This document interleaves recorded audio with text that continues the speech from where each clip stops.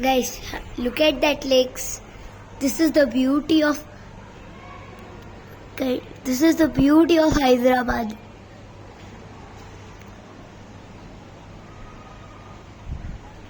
Guys, look.